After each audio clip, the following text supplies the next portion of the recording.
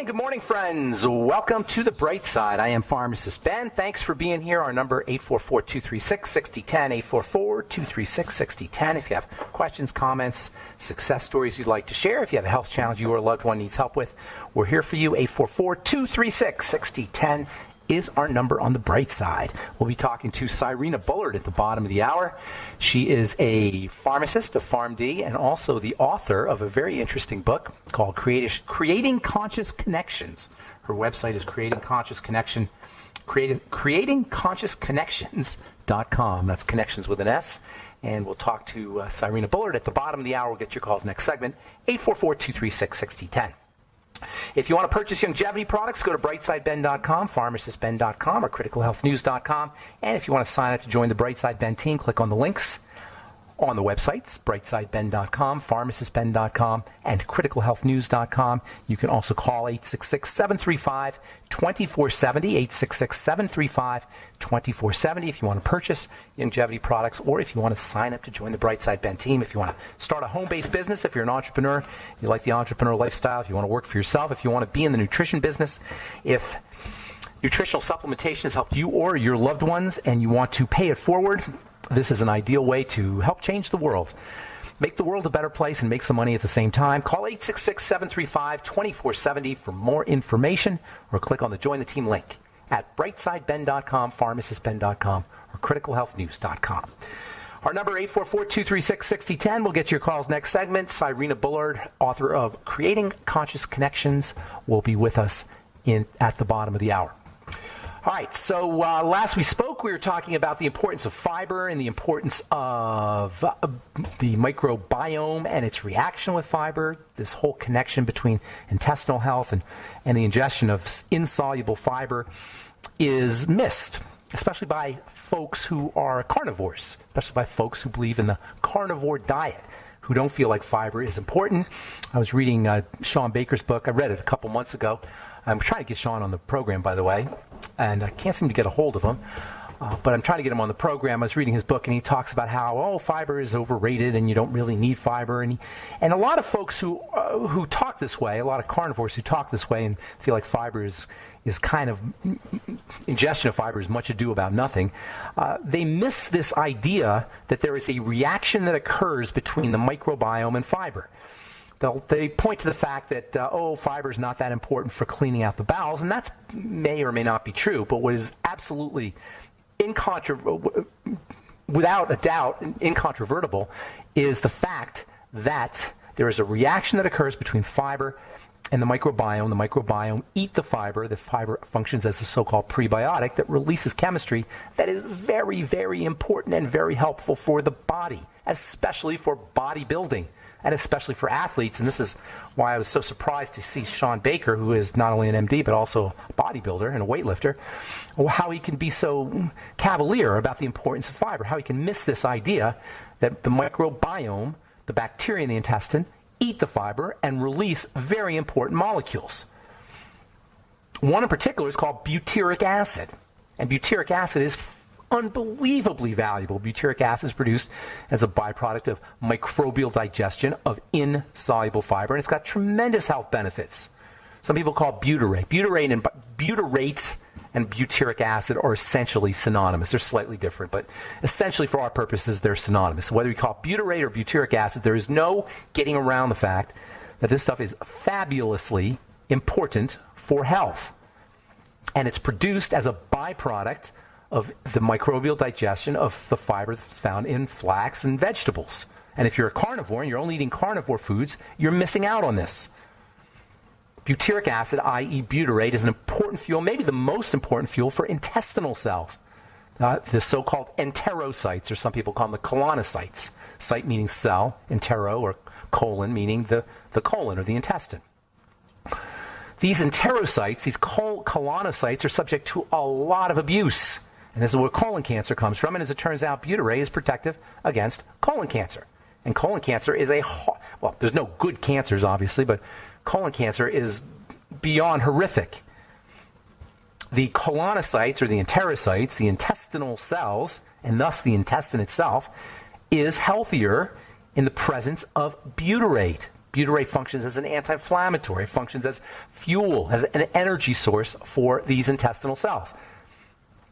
So if you're not eating fiber, if you're not getting in a soluble fiber, if you're carnivore, you're not going to be getting insoluble fiber. That is, if you're only eating meat, like Sean Baker suggests. You're missing out on this fiber, you're missing out on this butyrate, you're missing out on one of the most powerful protective molecules for intestinal cells and for the intestine itself. That's craziness to me. The energizing effect, the energizing activity of these butyrates is related to the production of ketones, and butyrates are a critical element of the ketogenic diet. You can support the ketogenic diet by eating fiber. Why? Because the microbes in your intestine will eat the fiber, release butyrates, and butyrates are ketogenic. So if you're going if you're using the ketogenic diet, one of the best things you could do is flax fiber. For a lot of reasons. Number one, because the butyrate, eating flax fiber, grinding up flax seeds, which is my favorite way to get flax fiber. Don't buy the bags that have the pre-ground up flax meal in them. You got to keep those in the refrigerator, and flax meal is very unstable, and the fats in there can break down. You know, it's more convenient, probably. You can just scoop it out of your bag, and you know it's already made for you. But it's so much easier and cheaper too, by the way, and healthier to get it, to just grind it up fresh. Maybe not easier, but it's definitely healthier and definitely cheaper to grind it up fresh. So the fiber from the flax seeds is going to get you butyrates. If you're going ketogenic, you're going to get butyrates, and that has an appetite suppressant effect, and you're going to get the fiber. And the fiber has an appetite suppressant effect. It's ideal for the ketogenic diet. The one thing people miss with the ketogenic diet, and a lot of people will try the ketogenic diet and find that it doesn't work for them, because most people think of the ketogenic diet as a fat diet, as a low-carb, high-fat diet. But that's not really the key element of the ketogenic diet. The ketogenic diet is a fasting diet. It's designed to mimic the chemistry of fasting. And while fat burning, or using fats, I should say, dietary fats is important, the real key part of the ketogenic diet is the calories, the low calories, eating less food. And if you use flax fiber, as we talked about on our last Bright Side episode, if you grind up flax fiber and put it in water and drink it, it has a very filling effect. It swells in your digestive system and you feel full. It's an ideal additive to the ketogenic diet. Flax fiber is awesome for folks who are going ketogenic. It fills you up, plus it gives you that insoluble fiber so you can make your butyrates. And butyrates got tons of benefits too, by the way. We're going to spend some time talking about it when we come back from our break and on our next Bright Side episode. I'm Pharmacist Ben. 844-236-6010 is our number. Got lines open for you. We'll be back on the Bright Side right after this.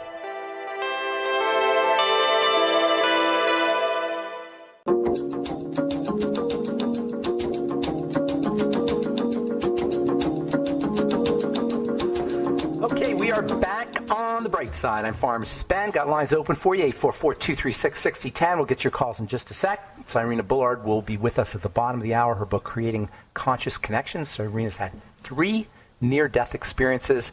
As you guys know, I'm a fan of those near-death experiences. I had one myself, and they are incredibly valuable and life-changing, and they really point to this great mystery of what death is and really what life is all about. It's so fascinating. I read Raymond Moody's book when I was a teenager, Life After Life, and back then, I was the first time I ever heard of near-death experiences.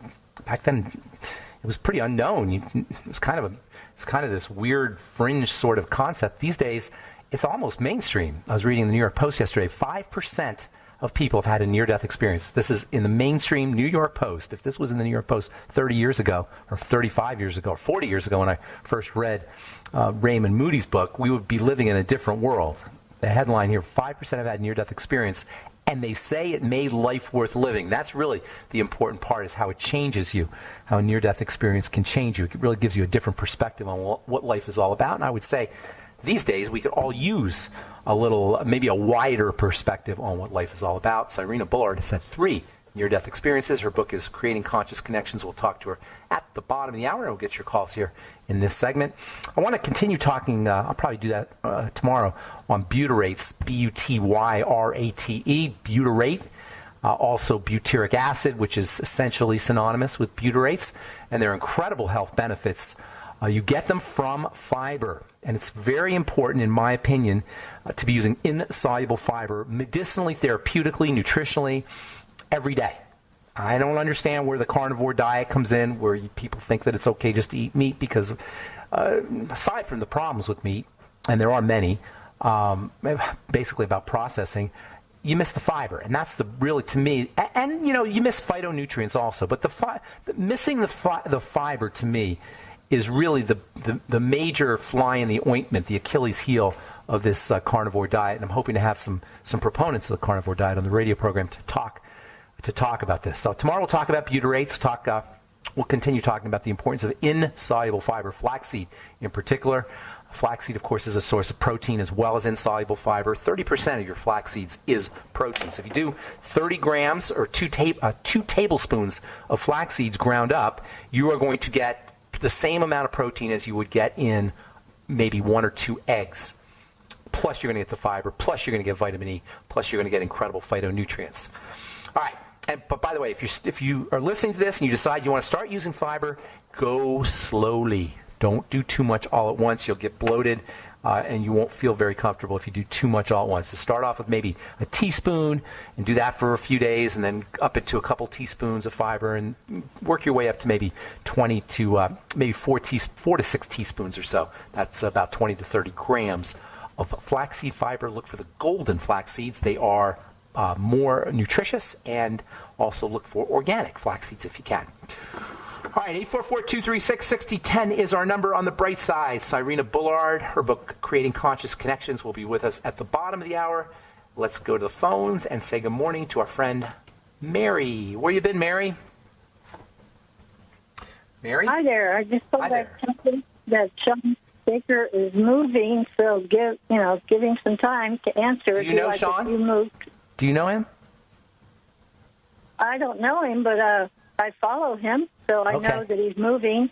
Gotcha. And it'd be like you moving to Idaho. Think about how busy you would be. So just okay, gotcha. Yeah, I've been trying to call him.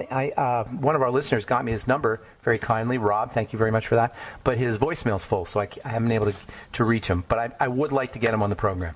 So thank you for that.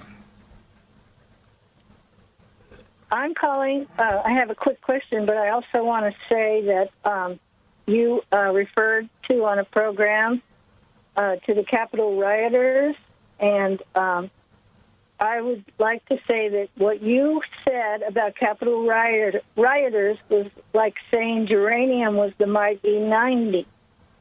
Mary, I'm having a hard time hearing you.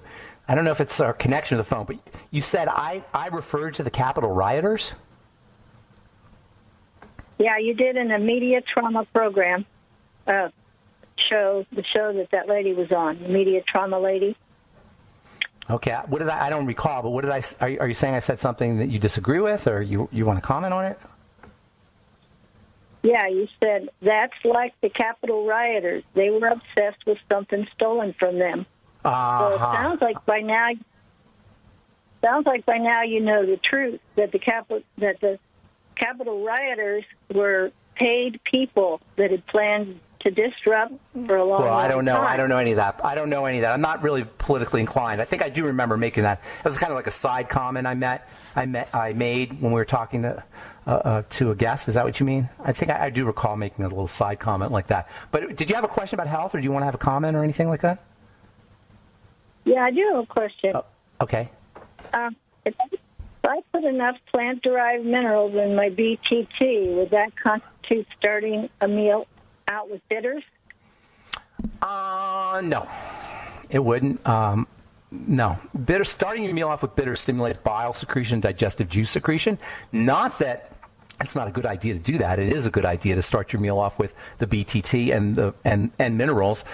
Will have an appetite suppressant effect, number one, because once your body's looking for these nutrients, and once it finds these nutrients, you're going to be satisfied with less food. So it'll have an appetite suppressant effect. And then number two, if you have digestive juices flowing from foods, you're going to absorb your nutrients from your supplements even more effectively. They'll be absorbed effectively anyway, just just because they're liquids, but they'll be absorbed even more effectively if you do them with foods. So it's a good idea to start your meals off with the minerals and the Beyond Tangy Tangerine. That's a great idea, Mary. But it's not necessarily because it's going to stimulate digestive juices like Swedish bitters or stomach bitters will. So starting your meal off with dandelion greens or arugula or bitters, you can buy Swedish bitters. That's good just for turning on the digestive juices. And I always recommend that, especially if you have digestive problems, pancreatic issues, or if you had a gallbladder missing. It's a good idea to get those juices flowing before you eat your food. You'll absorb and you'll process your food a little bit more effectively. But it's not necessarily using minerals and using the BTT isn't necessarily going to do that, although it's a good idea. Does that help? Yes, I like nuances, so thank you. Okay, good deal. Thanks for calling. Appreciate it, Mary. Okay, thanks. We do have lines open for you. About a minute here. We'll be with Serena Bullard at the bottom of the hour.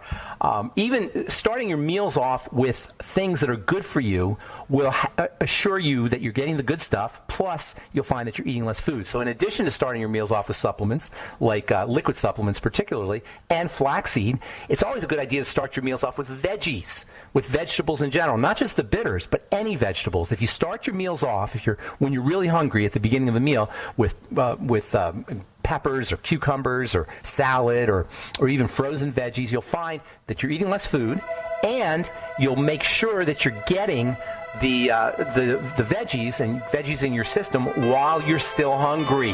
What you don't want to do is you don't want to start your meal off with bread. Bread will fill you up, but it won't have the nutrients that you need, and you'll find that you're eating less of the good stuff. Start your meals off with supplements or flaxseed fiber if you want to eat less food, and always make sure you start off your meals with veggies. All right, Serena Bullard will be with us right after this.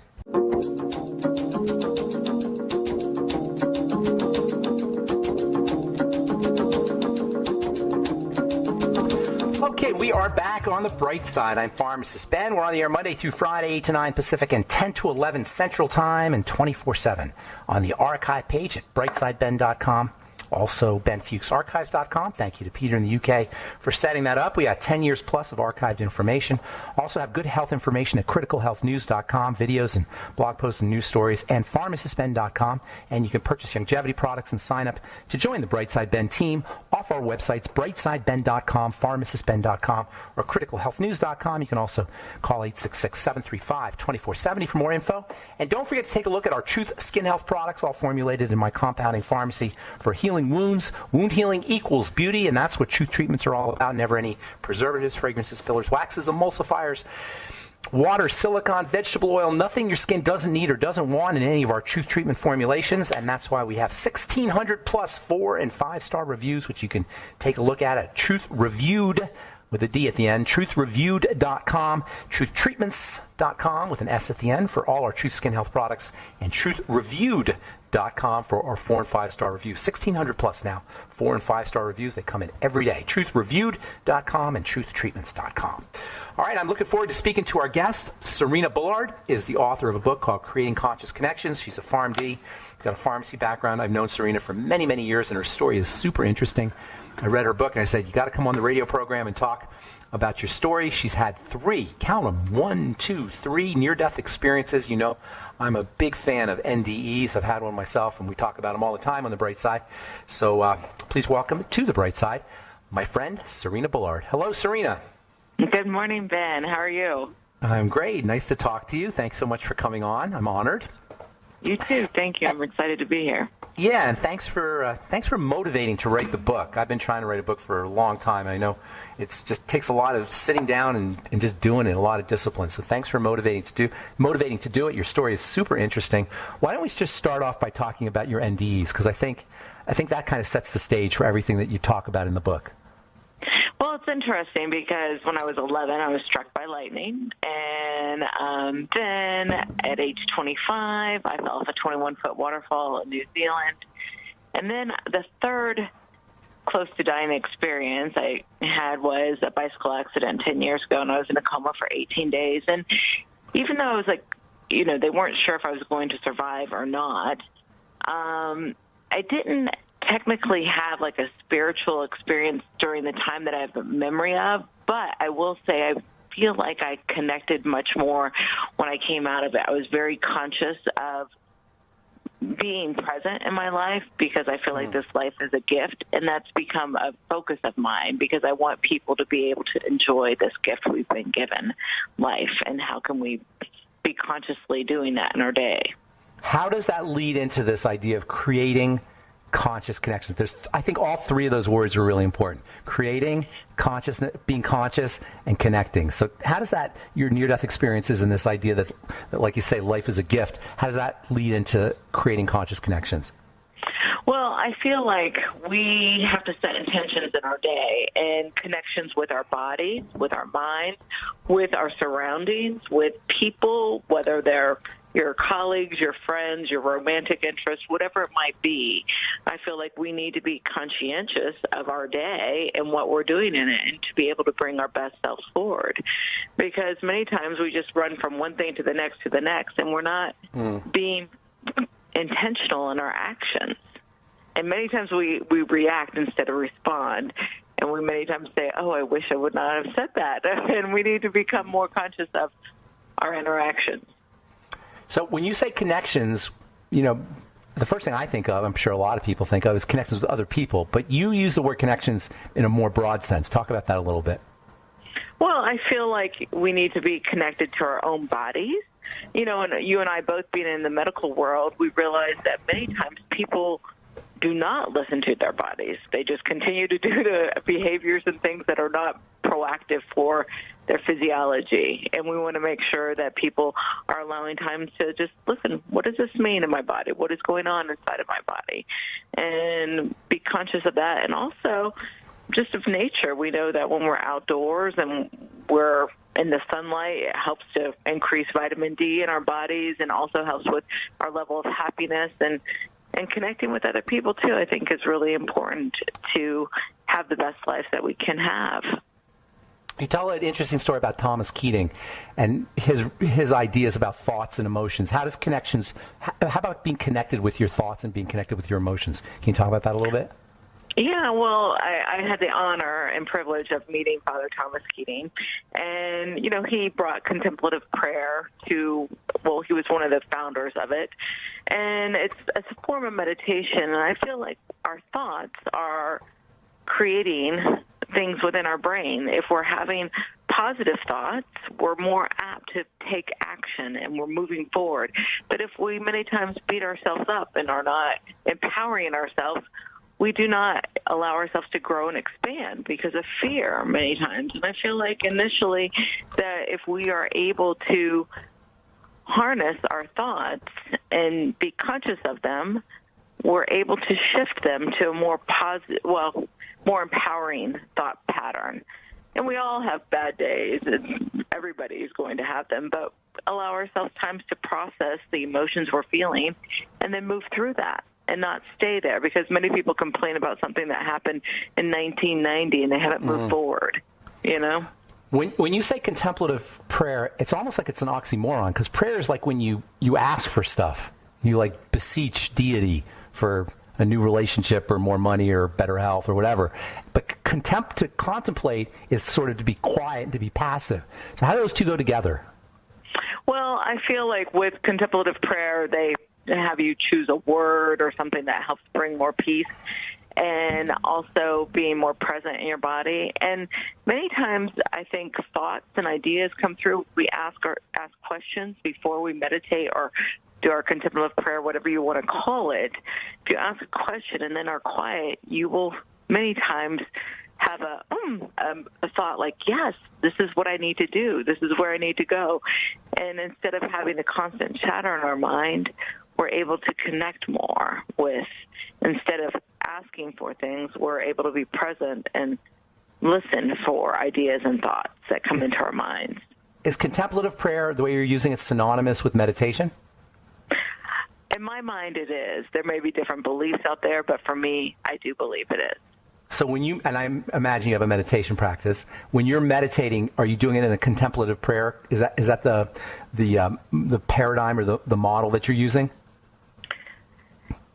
Technically, yes, and I also incorporate some of heart math and heart focused breathing into my prayer, because I feel that allows me to become more connected with my body. Now, when you say you incorporate heart math, you're talking about visualization and visualizing the heart area. We've talked about heart math a lot on the program here, and I'm a big fan, by the way, of heart math. Yeah, you're talking about the visualization part of it? Well, yeah, you visualize and do certain slower breathing patterns. And I'm a coach and a trainer for heart math.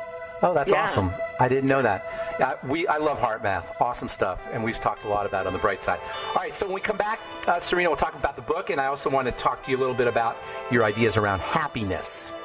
We got Serena Bullard on the bright side. Her book is Creating Conscious Connections, website creatingconsciousconnections.com. I'm Pharmacist Ben. We'll be back with more of Serena Bullard on the bright side right after this.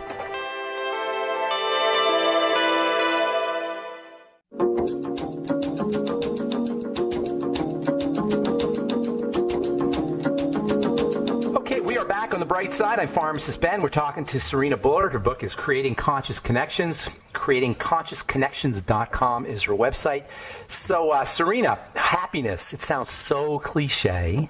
Everybody wants to be, right? But you can actually get a PhD in happiness, by the way. It's like an academic study. There's a guy named Martin Segelman and another guy named Jonathan Haidt who are actually doctors of happiness, and they've written books about it. How to be happy. And by the way, I love Solve for Happy, one of my all-time favorite books on happiness. Oh, it's a great book. Yeah. Isn't it a great book? And there's, he has a lot of YouTube videos. Mo does. Yeah. Mo Gadot. Yeah, Mo Gadot. Just really incredible stuff. For the listeners, he's an engineer, not a psychologist, but an engineer who's gone through a bunch of stuff on his own in his own life, and he deconstructed happiness and how to be happy. Awesome book. I was really excited that you mentioned it in your book. How come everybody wants to be happy, right? I mean, it seems like that's like the primal directive of humanity is to be happy, but we're not collectively. Right. What's up? What's the disconnect there?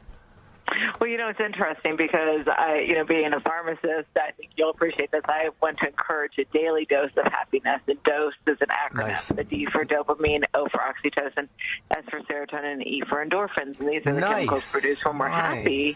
And but I think that we always set the bar, I'll be happy when, I'll be happy when. And if we're conscious of it, creating happiness now, because we know when we're happy, we're more productive, creative, and have better physical and mental health. And, we can't constantly be happy. We have emotions. They go up and down. They can be like a roller coaster some days. With that said, we have to be intentional in our activities. And many people plan their vacation more than they plan their lives. And what are things that bring you happiness? Because we're all different. We all have different things that help bring happiness. But we know, through science that having a gratitude journal can help increase your happiness, and that's not a huge investment because there's good and bad in every day in everybody's life. And what do you want to focus on, the positive or the negative, So it's a question of focus is what you're saying?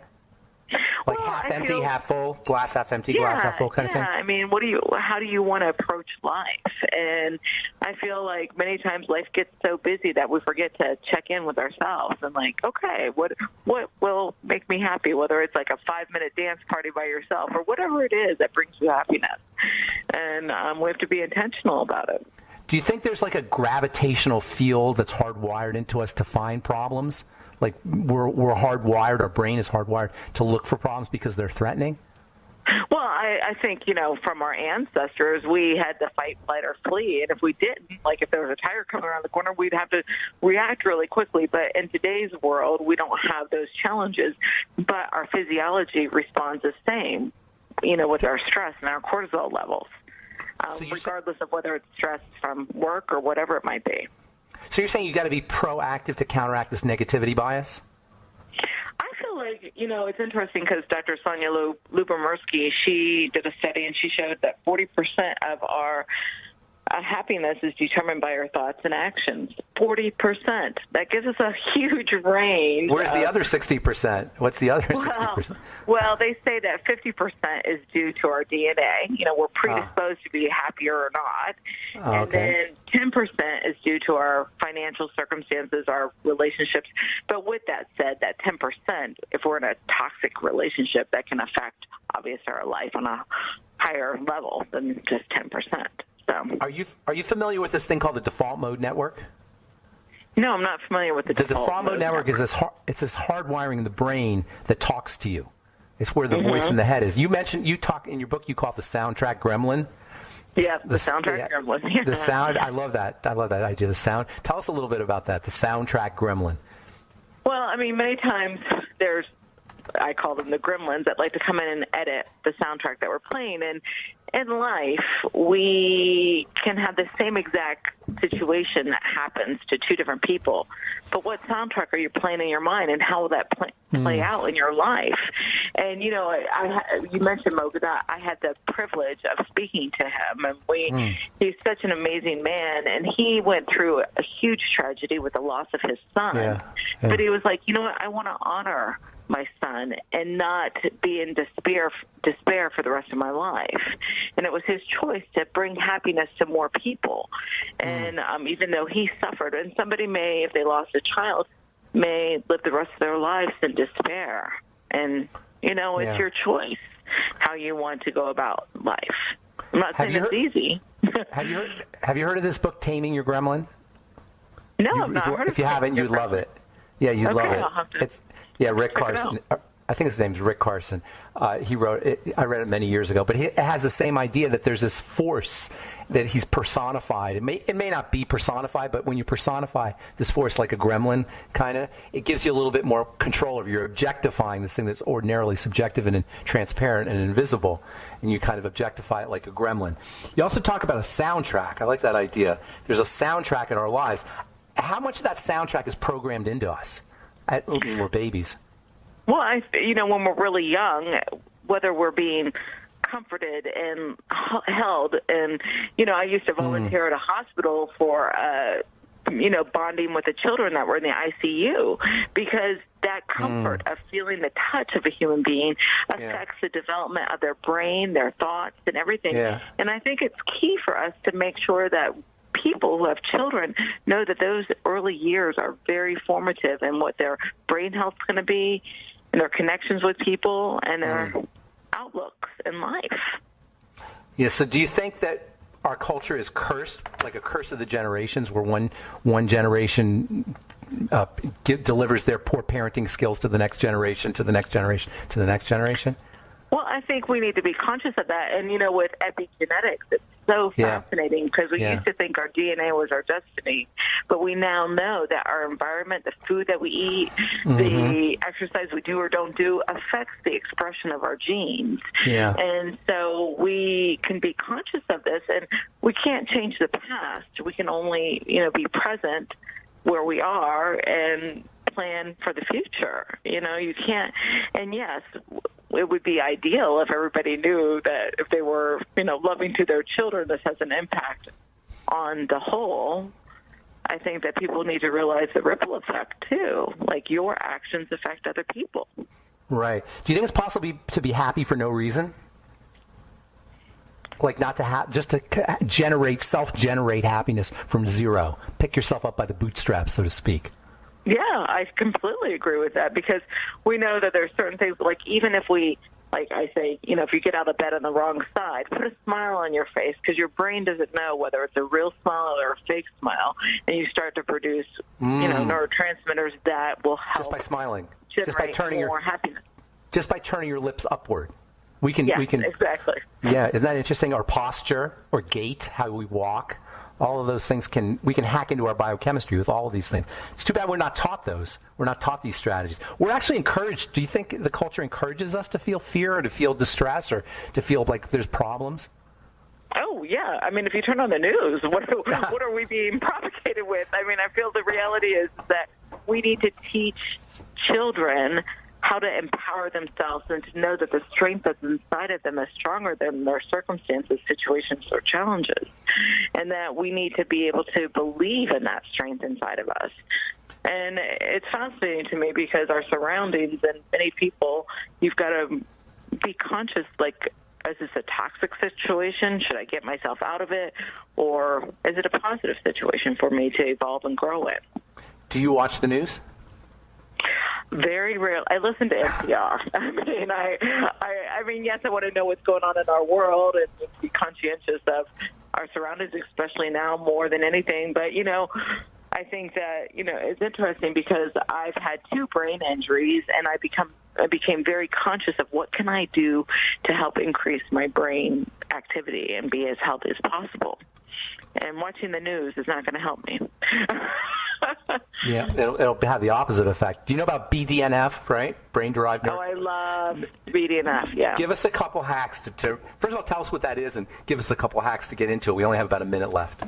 Okay, so BDNF is your brain-derived neurotropic factor, and 3 different things that can help with that is, exercise, meditation, and also intermittent fasting. And I do all 3 of those because we know that can help increase BDNF, which will help create more neurons, more neuron growth, and, keep the other ones healthy and create more synapses between our neurons. I love it. Intermittent fasting. We talk about that all the time, too. Serena, thank you so much for being on the bright side. Serena Bullard, her book is Creating Conscious Connections. Website, creatingconsciousconnections.com. Thanks for everything you're doing, Serena. Appreciate it very much. Thank you so much, Ben. Have a beautiful day. We'll talk again soon. That's Serena Bullard, Creating Conscious Connections, creatingconsciousconnections.com. It's available on Amazon. And that's all the time we have for today. Thanks for listening to The Bright Side, friends. I am Pharmacist Ben. Have a wonderful, beautiful, awesome, spectacular day. We'll talk to you later, folks. Bye for now.